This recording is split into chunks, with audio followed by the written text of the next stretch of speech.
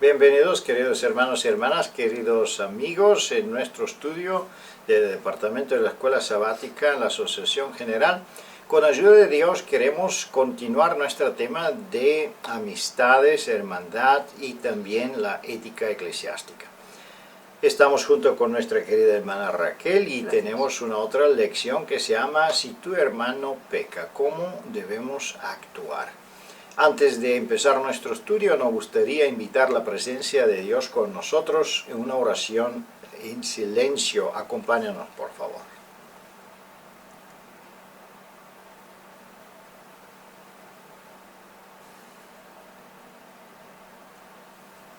Amén. Seguimos con nuestra lección, considerando la estructura de la lección, Si tu hermano peca. Tenemos dos testimonios como introducción. En esos dos testimonios manifiestan prácticamente dos puntos de vista importantes que vamos a ver durante toda la lección. Número uno es que la iglesia necesita un orden y necesitan las personas, miembros de la iglesia, ser amonestadas por los errores o los pecados que ellos cometen. Y número dos es que es muy posible que en nuestra relación, nuestras expresiones, ofendemos a nuestros hermanos o somos ofendidos por nuestros hermanos de una u otra manera. ¿Cómo podemos tratar estos asuntos de una forma equilibrada y una forma que puede ser para bendición para las personas y en la iglesia en general? El primer subtítulo es ¿quién es responsable? Es una pregunta que todos nos preguntamos si entramos en una confrontación con alguien. ¿Quién es ahora responsable para pedir perdón, para hacer un reconocimiento, para hacer el primer paso entre una reconciliación? Seguimos más adelante con un otro subtítulo, Hablad a la persona correcta, y aquí vamos a ver prácticamente el proceso bíblico, cómo podemos alcanzar la unidad, cómo podemos alcanzar una reunión dentro de hermanos que de una u otra forma fueron ofendidos. El tercer subtítulo es Oración y Misericordia, y aquí en las últimas tres preguntas vamos a hablar de la motivación correcta, por qué debemos buscar esa reconciliación. ¿Quién es en el centro de nuestra vida, en nuestros pensamientos, en nuestros motivos? Y por qué entonces es necesario que nosotros sigamos esa forma bíblica de reconciliación y unidad. Vamos a analizar cada pregunta por separado. Empezando con la primera, podemos pensar que realmente cometemos errores o mostramos conducta defectuosa. ¿Podemos permitir este pensamiento? ¿O pensamos que estamos ya alcanzando la perfección? Esta primera pregunta es introductoria para toda la dinámica que se va a desarrollar en la lección. Y es importante porque la percepción que tenemos de nosotros mismos incluye los valores por medio de los cuales valoramos o consideramos los comportamientos o hechos de otros. Por lo tanto, Santiago 3:2 nos dice que nos ofendemos mutuamente muchas veces y que de hecho es importante comprender quiénes somos y cuál es nuestra naturaleza. Y lo que sí tenemos en común todos los seres humanos es nuestro origen creativo de Dios, pero también nuestra naturaleza caída es el segundo elemento en común, como el tercero es la salvación que el Señor desea darnos. Por lo tanto, esta pregunta intenta centrarnos en la correcta comprensión de quiénes nosotros somos.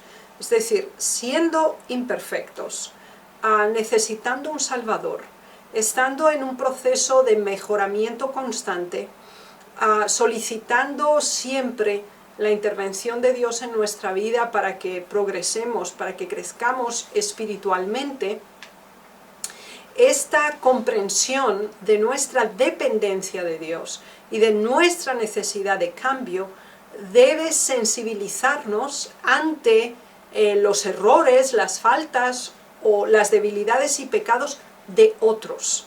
En el momento en que nosotros nos proyectamos desde una palestra para enjuiciar, marcar o señalar a otros, estamos demostrando que somos inconscientes de nuestra propia necesidad y de nuestra naturaleza caída. Por lo tanto, es significativo considerar nuestra realidad. Nuestra realidad es vulnerable, es una naturaleza caída y totalmente dependiente de Dios para nuestra restauración, para nuestra salvación. Estos mismos valores, este amor, comprensión, tolerancia, benignidad que recibimos de Dios debe ser transferida cuando es realmente apreciada a la relación humana que mantenemos con nuestros prójimos. Además, Mateo 5, 23 y 24 viene a constatar un elemento que generalmente no se considera debidamente. Generalmente consideramos el hecho de una confesión que es requerida cuando ha habido un pecado consciente, conocido y una ofensa declarada. Sin embargo, Mateo 5 analiza el hecho de conocer y reconocer que alguien está ofendido con nosotros, no nos habla, no nos saluda, nos evita o nos ignora. Ahora, nosotros no somos conscientes de haber realizado ningún acto o cometido alguna acción que pueda haber ofendido a esa persona. Sin embargo, nos consta que ese individuo está gravemente ofendido con nosotros. En ese caso, la Biblia y el Señor Jesús nos recomienda ir a la persona que siente la ofensa, inclusive cuando no haya conciencia por nuestra parte de una ofensa abierta, lo cual nos permite comprobar que sí valoramos el amor de Dios en nuestra vida.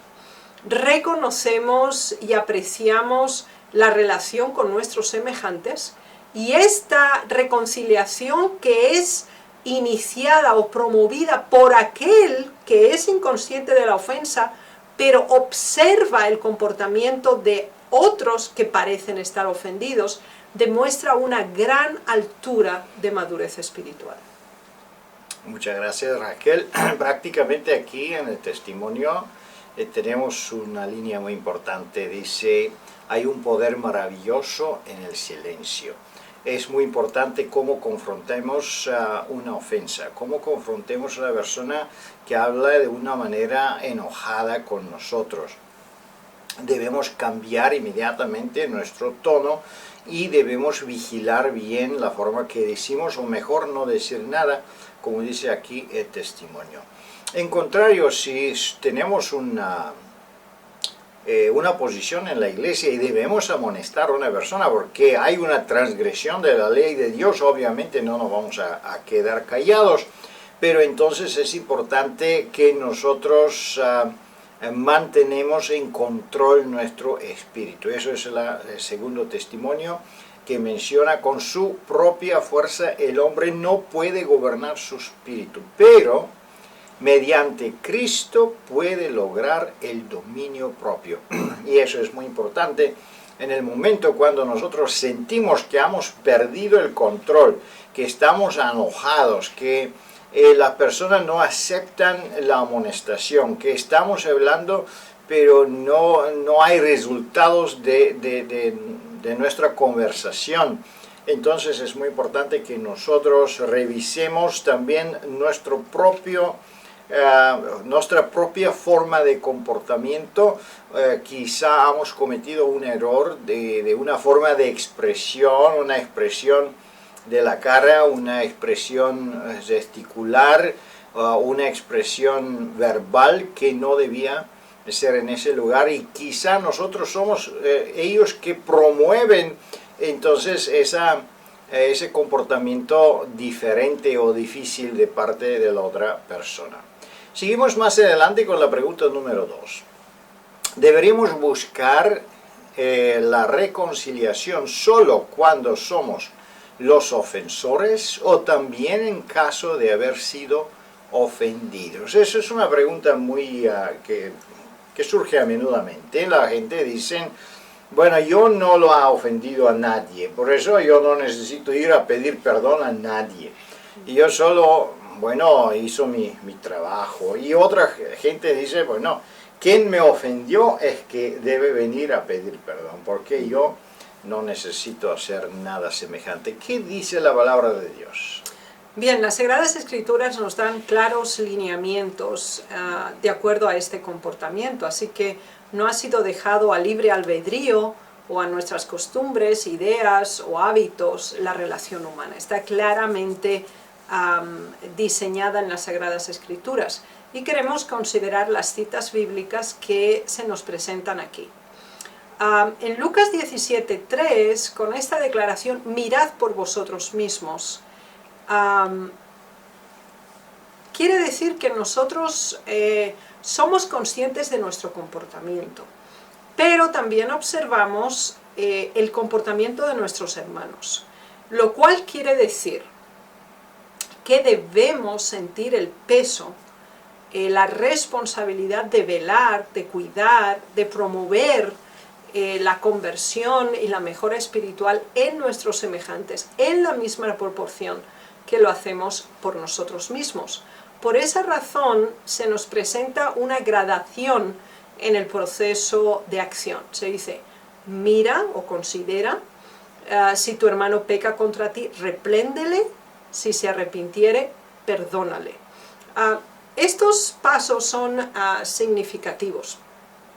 En el momento en que nos hemos sentido heridos, indistintamente si creemos que la persona lo ha hecho premeditadamente o ha sido involuntario, cuando sentimos la ofensa no debemos retenerla, no debemos ocultarla, no debemos disfrazarla.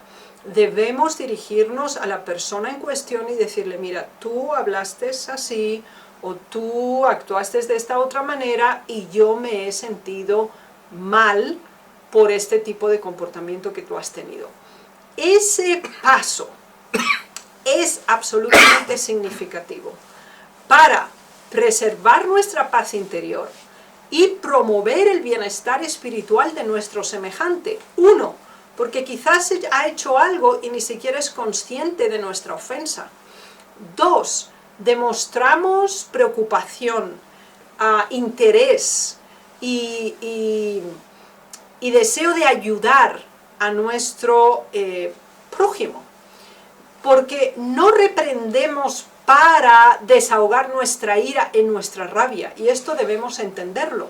Es decir, primero debemos desalojarnos, vaciarnos de cualquier tipo de hostilidad, animosidad, odio, rabia, envidia, celos, por medio de la oración, por medio de la entrega a Dios de quizás esta contradicción interna que sentimos, valorando entonces las muchas veces que el Señor nos ha tolerado, perdonado y restaurado como individuos. Debemos ahora aproximarnos a nuestro prójimo con el fin de comunicarle cuál es el tema de discusión, pero con el fin de la restauración, de ganar al ser humano, de hacerle reflexionar sobre su pensamiento. Y esto se consigue por la sensibilidad, el cuidado, la ternura, la bondad en la expresión, que lleva entonces ahora a reconsiderar el comportamiento, a arrepentirse, a abandonar la falta y entonces sí también a recibir el perdón. Gracias, Raquel. Este punto es importante. ¿Por qué? Porque dice el testimonio aquí, pero el pecado no ha de ser considerado livianamente. Muy a menudamente sucede que nosotros somos testigos de alguna transgresión de mi hermano. No solo si este pecado es contra mí, pero posiblemente es un pecado de cualquier tipo de transgresión de la ley de Dios. Y muchas veces tenemos la actitud, bueno, yo no puedo reprender a mi hermano porque yo tampoco soy perfecto, entonces, ¿de qué forma, qué derecho tengo yo a existir la fidelidad de mi hermano, porque yo también posiblemente tengo errores? Esa es una actitud equivocada. La institución de la iglesia existe porque nosotros necesitamos mutuamente uno a otro, cada uno necesita la ayuda de los otros y cada uno necesitamos la interveniencia también de mis hermanos. Por eso el primer testimonio dice, pero el pecado no ha de ser considerado levianamente. El segundo testimonio está tratando un otro tema muy importante. Vosotros dos necesitáis un toque más suave. Estamos tratando ahora la forma como nosotros debemos tratarnos, cómo debemos enfrentar a un pecador, cómo debemos encontrarnos en esas situaciones difíciles, y una forma más suave posiblemente es la forma más adecuada. Y debemos medir bien el toque que nosotros compartimos, o la forma en que nosotros enfrentamos un problema, un pecado, una transgresión. Seguimos más adelante y vamos a ver la pregunta número 3. Si hablemos a un hermano sobre algo inapropiado que él ha hecho y está dispuesto de escuchar, ¿es correcto solo condenar al ofensor y considerarlo como un extraño? ¿Qué vamos a decir de eso, Raquel?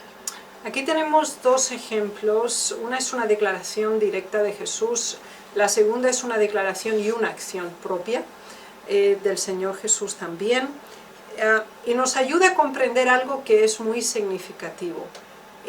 La persistencia, el seguimiento, la preocupación es fundamental para la transformación del ser humano. Es decir, solamente dejamos a un lado hábitos incorrectos o modos de comportamiento errados cuando entendemos que es incorrecto y se nos facilitan los utensilios, los elementos para sustituirlo por un comportamiento adecuado y correcto. Y para eso se necesita tiempo, y consideremos esta transformación bajo una perspectiva procesual, es decir, es una dinámica de crecimiento y de progreso sistemático. Se encuentra muy bien descrito en Apocalipsis 3:20 cuando se nos dice que el Señor Jesús está a la puerta de nuestro corazón y llama. Y si alguno oye mi voz y abre la puerta, entraré a él y cenaré con él y él conmigo. Así que nos damos cuenta que de una relación más o menos distante se alcanza a una relación muy íntima y de gran cercanía. Primero hay una puerta de división, hay un llamado, pero es cuestionable si alguien va a contestar. Cuando la puerta se abre, hay una apertura, hay una disponibilidad, y entonces hay una entrada, y después hay una comunión. Esos pasos los ha seguido delicadamente y tiernamente el Señor Jesús contigo y conmigo. Esa es la razón por la cual estamos estudiando esta lección.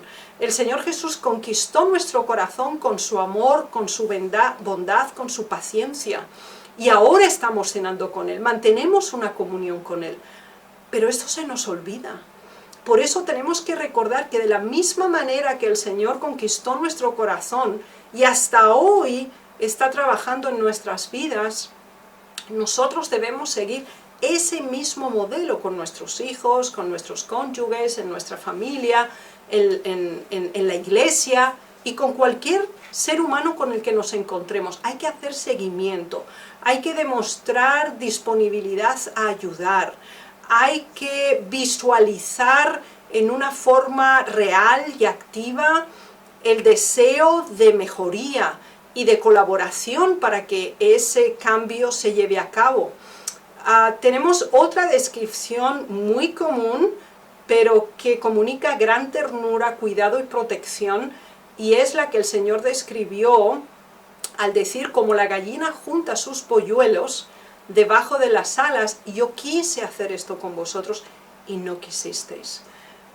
Siempre debemos pensar que aún las mejores intenciones y los mejores deseos no siempre pueden terminar con un éxito, pero de lo que sí debemos pedirle a Dios ayuda es que no dependa de nosotros.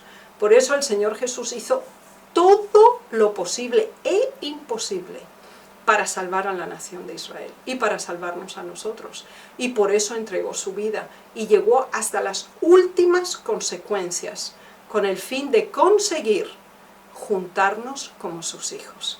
Y ese símil de la gallina que cubre a los polluelos es lo que el Señor desea hacer con nosotros, que todos somos sus polluelos, todos necesitamos ir bajo sus alas.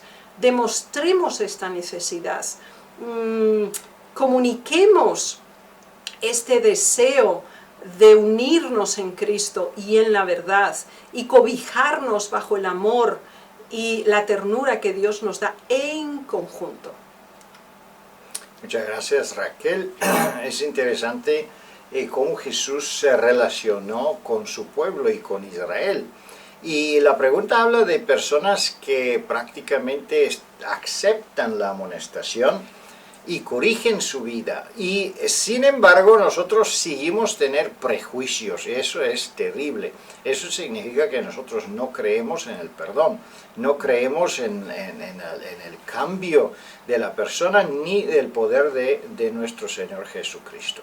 Pero también en el comportamiento que Jesús mostró no fue solo con gente que aceptaron su mensaje, pero también los obstinados judíos que fueron en Jerusalén. A ellos también Él mostró gracia, Él tenía paciencia. Dios no tiene paciencia a todos nosotros, no solo con las personas que aceptan, pero también con las personas que son obstinadas, que rechazan el Evangelio.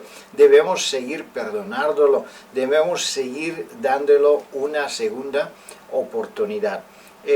Claro, la palabra de Dios habla también de las personas que no quieren relacionarse con la iglesia, no quieren respetar las decisiones, o no quiere respetar la unidad de la iglesia. Entonces, por supuesto, esa persona tampoco debemos insistirlo o molestarlo, porque cada uno tiene la libertad de elegir la iglesia y la fe que quiere tener. Seguimos más adelante con la próxima pregunta y vamos a ver la pregunta número 4. ¿Qué deberíamos pensar del que no habla con su hermano ofensor sobre una dificultad, mientras que cuenta a otros acerca de la ofensa? ¿Qué podemos decir de eso? Yo personalmente he tenido esa experiencia, que viene conmigo un hermano, una hermana, y dice: ¿sabes qué? Tal persona y tal persona, ellos hacen esto y hacen el otro. Tú como pastor debes ir y decirle que no lo hagan. Entonces, ¿qué debemos hacer, Raquel? ¿Debemos hacer esto o no? Bien, estos versículos que tenemos aquí son muy dicientes para encontrar la respuesta correcta a la pregunta. Es decir, en el momento en que nosotros constatamos que un hermano o una hermana de la iglesia ha cometido un error y quizás nos ha ofendido a nosotros también con eso, el primer lugar es no retener la ofensa. Y esto es muy importante. Es decir, en el momento en que yo me recreo en el pensamiento: fíjate lo que me dijo, mira cómo me lo dijo, cómo puede ser que esta persona actúa así, yo no me lo esperaba, estoy decepcionado. Es decir, en el momento en que yo alimento estos pensamientos, enriquezco el rechazo, el aborrecimiento hacia este individuo. Y estoy participando de su pecado porque yo lo acepto, yo lo hago mío, quizá no en práctica, pero sí en sentir. Así que es muy importante, cuando constatamos una ofensa o observamos un comportamiento inadecuado, a tomar posición. Tomar posición y no ser copartícipes del pecado, ni por ignorancia, ni por abandono, ni por desidia, ni por negligencia. Por lo tanto, ¿qué hacer?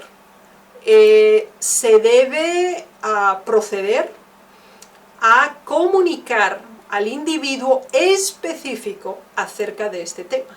Es decir, no tenemos el derecho y bajo ninguna circunstancia deberíamos comentar acerca de un individuo con otro sus defectos y sus debilidades. Eso es una bajeza, es una cobardía y está totalmente prohibido por las Sagradas Escrituras y el espíritu de profecía. Por lo tanto, es nuestro deber comunicarnos con ese individuo previa oración, desahogo, calma y equilibrio concedido por Dios para acercarnos al asunto orando con el propio individuo, solicitando la intervención divina para que la reprensión o la admonición que debe darse tenga el objetivo de la restauración, porque generalmente tenemos una tendencia al juicio condenatorio, es decir, tú has hecho esto, ¿cómo puede ser?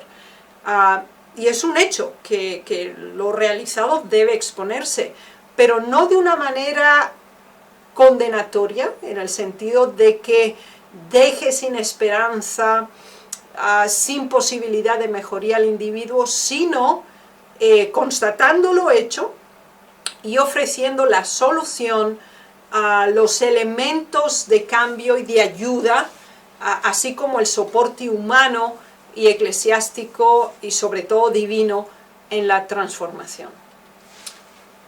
Gracias, Raquel. Aquí tenemos prácticamente el orden, cómo debemos manejar un asunto semejante, un problema, una confrontación o por ejemplo, una transgresión. El segundo testimonio dice claramente, pero debemos presentar el mal al que lo hace. Debemos ir a la persona personalmente, especialmente pastores, líderes y maestros en la escuela sabática. ¿Qué debemos hacer si uno de nuestros alumnos, una de las personas, una de las visitas presenta una respuesta equivocada? Nunca debemos hacer una confrontación en público. Debemos tener la paciencia de evitar esa pregunta o esta respuesta equivocada y después de una forma personal debemos entonces clarificar este asunto. También una amonestación de un error, de un pecado, nunca debe suceder en público. Debemos llamar a la persona aparte y entonces amonestarla. Eso sucede muchas veces y los líderes deben hacer esto, deben practicar esto en la iglesia porque la iglesia necesita un orden. Ahora, es muy probable que la persona no acepta la amonestación, se molesta y se ofende, y por eso muchos líderes se quedan callados y no practican la amonestación porque no quieren entrar en problemas con los miembros, pero entonces se abandona el orden de la iglesia.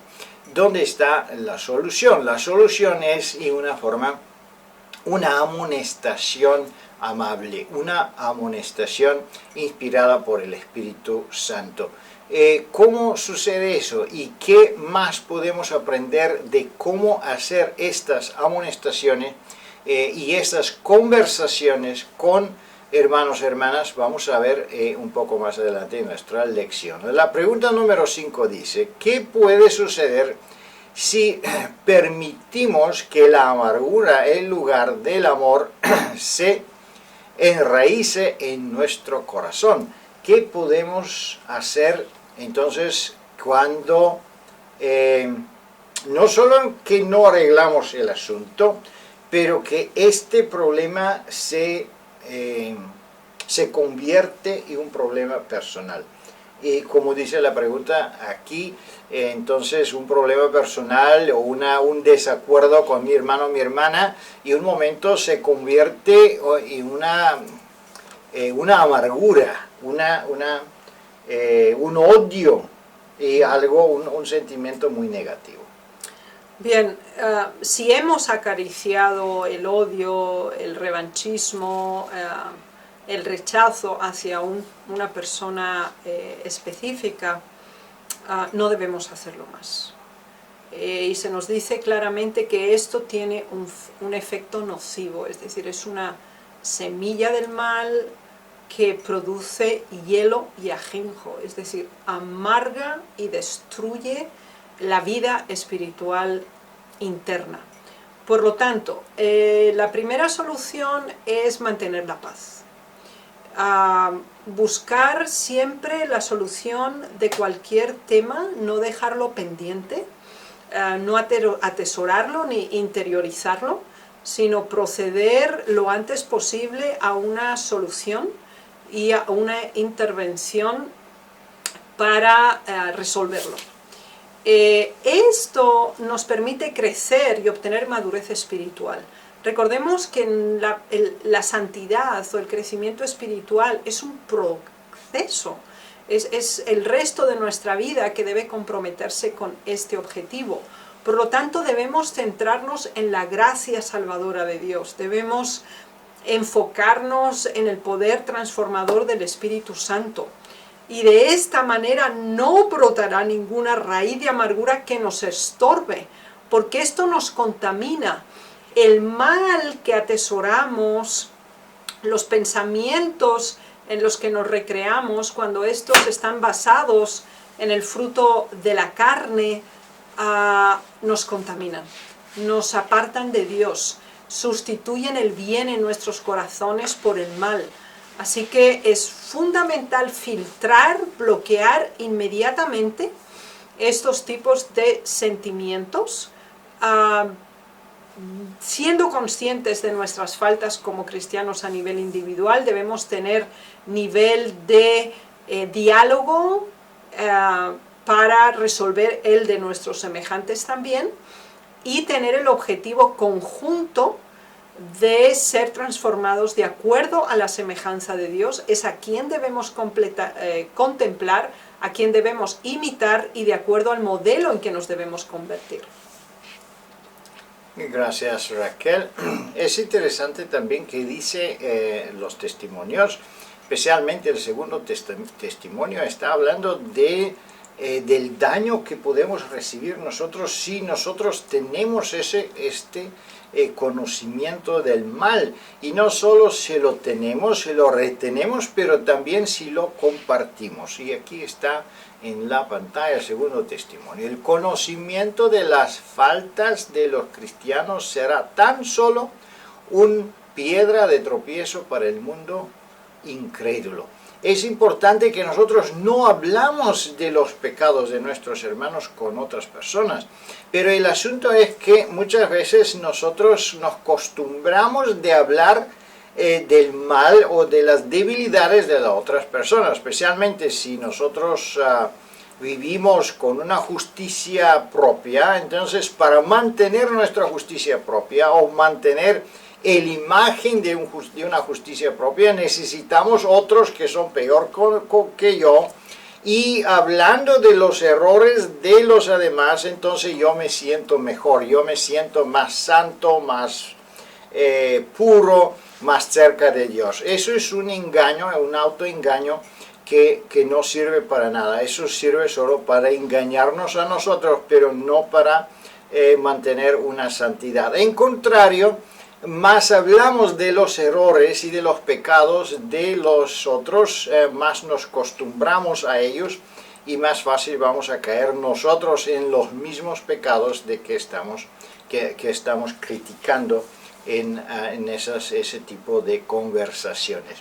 Por eso es importante seguir con la pregunta número 6. ¿Cómo consideramos nuestra deuda con el Señor y con los hombres tan enorme como 1000 talentos, o tan pequeña, solo 10 denarios? Es una parábola de nuestro Señor Jesucristo, y esa pregunta prácticamente tiene que ver con nuestra motivación. ¿Qué motivación prácticamente tenemos nosotros a mantener esta reconciliación, esta limpieza, esta pureza de nuestra comunicación o nuestra vida con nuestros hermanos en la iglesia, y no solo en la iglesia, en nuestra familia y en nuestro medio ambiente. Una vez más se confirma por medio de esta parábola que para Dios es significativa la actitud y los valores que regulan nuestra relación con nuestros semejantes, no la cantidad. El Señor de la parábola perdonó a su siervo una cantidad que él nunca jamás podría pagar. Sin embargo, este mismo siervo con su consiervo no tuvo ni la más mínima consideración para perdonar una deuda insignificante en comparación con la que él había recibido el perdón y la cancelación. Esa intervención del Señor de este siervo demuestra que las valoraciones que nosotros hacemos difieren de las de Dios. El Señor no había considerado tanto la cantidad de la deuda, sino la actitud y la apreciación que su siervo había tenido sobre el perdón que se le había concedido.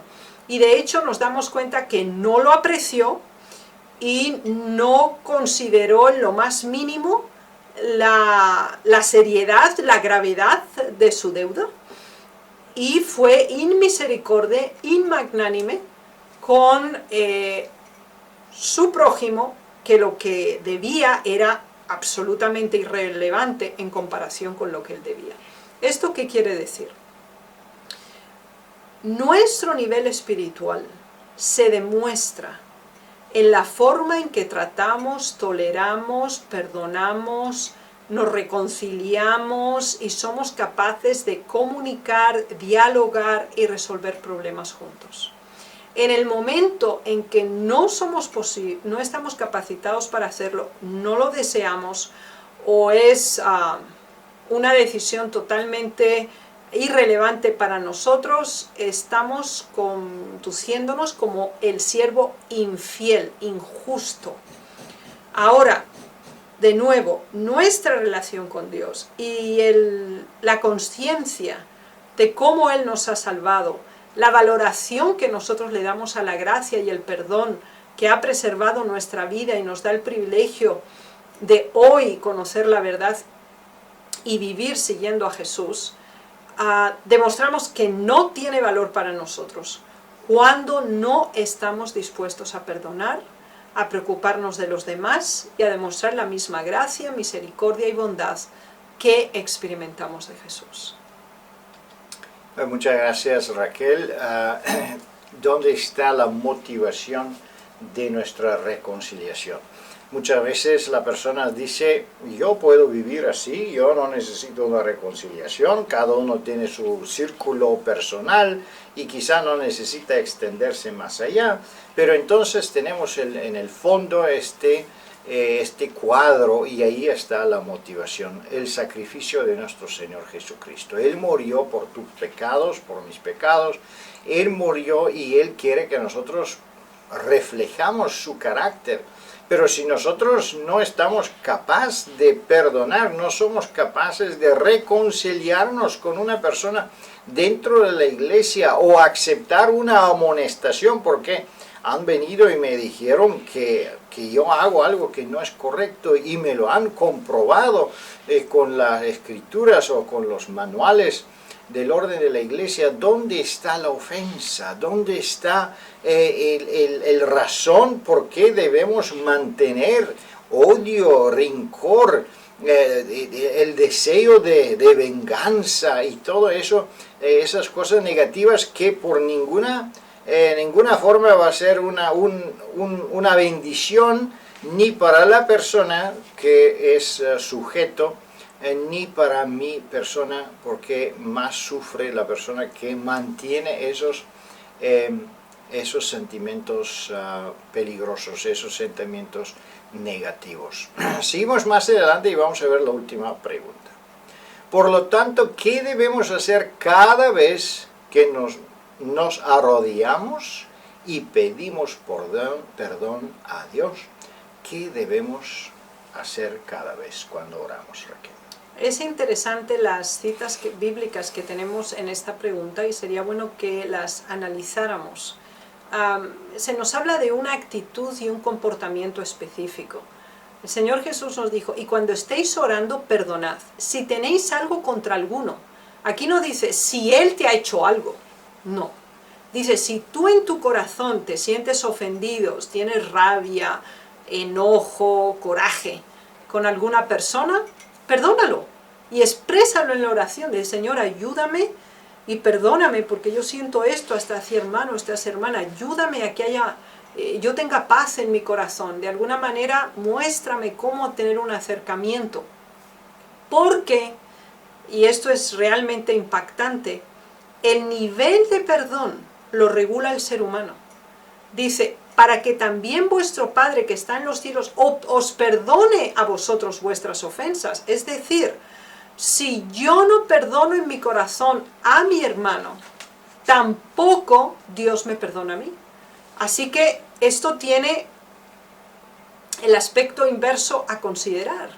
Esto implica que debemos soportarnos, que debemos perdonarnos, que debemos tolerarnos, que debemos ayudarnos y perdonar tal cual Cristo lo hace con nosotros. Cuando nosotros vamos movidos por el Espíritu Santo a solicitar perdón a Dios, sabemos que Él nos perdona y que Él nunca más va a avergonzarnos ni presentarnos nuestros pecados del pasado, porque han sido perdonados. Y Él obra en nosotros una restauración, para que nos apartemos completamente, para que haya una auténtica renovación de nuestro ser.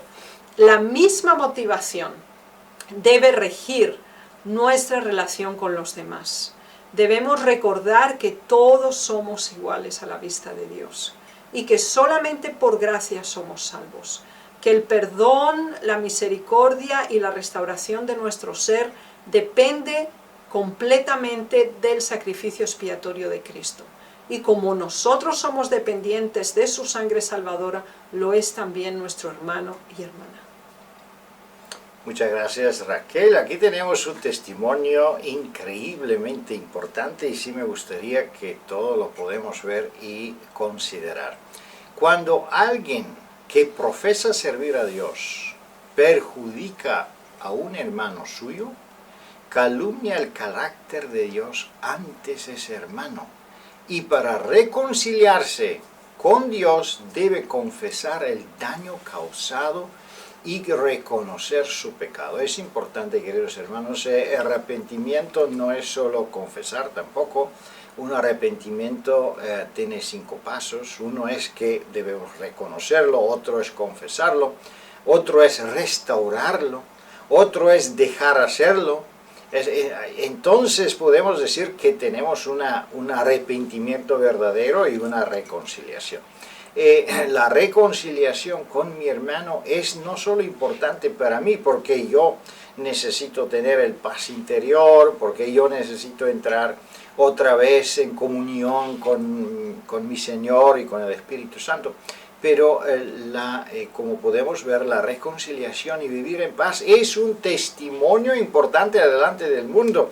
Y si yo continúo distribuyendo calumnias contra mi hermano, y yo estoy prácticamente hablando contra Dios mismo. Yo me pongo en el lado del enemigo, en el lado de Satanás. Estoy haciendo un servicio del diablo haciendo este trabajo. Imagínense hasta qué punto puede ser serio este comportamiento equivocado. Pero con ayuda de Dios sabemos que Jesús es poderoso, que el Espíritu Santo es el más poderoso que existe, y que si nosotros obtenemos el Espíritu Santo, uno de los frutos del Espíritu Santo es el control propio, es también la bondad, es también la misericordia. Así que con ayuda de Dios tenemos todos los méritos para vencer y para cambiar nuestra vida. Queridos hermanos y hermanas, que Dios le bendiga y le guarde y que disfrutan esa escuela sabática. Con ayuda de Dios nos vemos la próxima semana. Amén.